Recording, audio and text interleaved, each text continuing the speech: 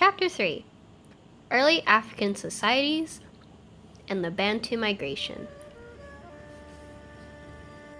For 3,000 years, the process of mummification has been practiced in Egypt, but was rarely recorded until Greek historians traveled to Egypt in 450 BCE.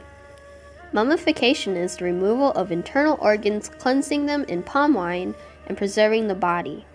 Most of these bodies were of ruling elites, wealthy individuals, and as well as common people who rest the deceased in expensive tombs, furniture, tools, weapons, and ornaments.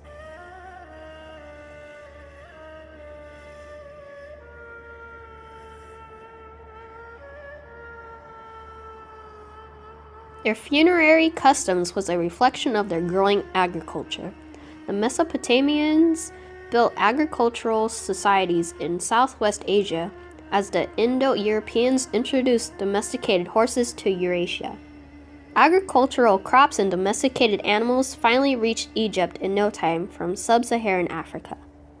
The climate was also highly affecting northern Africa, which influenced their social and agricultural organizations as of making things too hot or too dry, or the polar opposite. Dense human populations led to an increased need for formal organizations of public affairs in Egypt, Nubia, and Mesopotamia. Early Egyptians and Nubian states were small kingdoms like those in Sudan, 5000 BCE, which eventually formed into monarchies ruled by kings.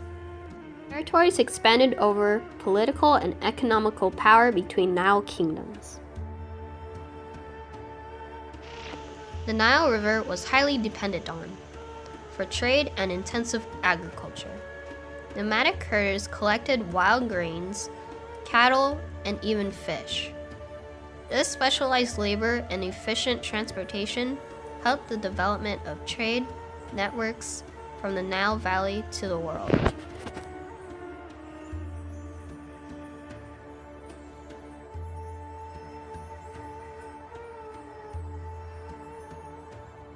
Egyptian slaves and peasants supplied the hard labor that made complex agricultural societies possible.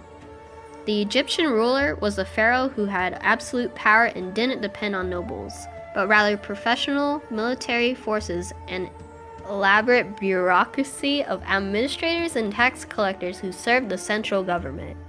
For the most part, power was held in the hands of men, but in Egypt, Queen Hatshepsut served as the co-ruler with her stepson Tutmosis I from 1473 to 1458 BCE. Menes was the apparent unifier of Egypt who created the city of Memphis, which is near modern Cairo, between Upper and Lower Egypt. It acted as a cultural and political center of ancient Egypt. His successors and himself built a centralized state ruled by a pharaoh, an Egyptian king. Pharaohs in early Egypt saw themselves as gods living on earth in human form. Deceased pharaohs would take their servants to the grave with them. Pyramids were built to be large and served as royal tombs. They were symbols of both authority and divine status. A lot of them still stand today in Giza near Cairo. Pharaohs were usually the ones buried in these tombs. The cult of Osiris was very popular, and it encouraged high moral standards. According to myth, those who carried a burden of guilt or evil did not receive immortality, while so-called do-gooders did receive immortality. Because of Osiris's apparent death and resurrection, he was associated with many things, such as the Nile River flooding or crops. Egypt and Nubia experienced frequent violence throughout the Archaic period and the Old Kingdom.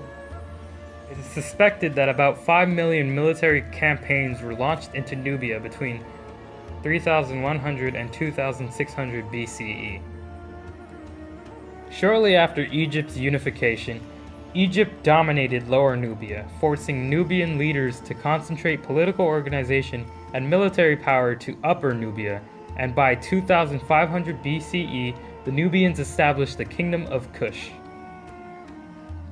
Eventually, high agricultural productivity made several regions of Egypt so prosperous that they could ignore the pharaoh, which led to the decline of a centralized government in Egypt. Hyksos were foreign nomadic people from Southwest Asia who came to Egypt and applied a new pressure to Egypt.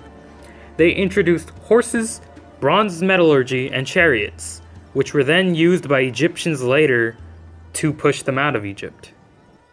The Bantu language originated in West Africa, as well as eastern part of Nigeria and the southern part of Cameroon.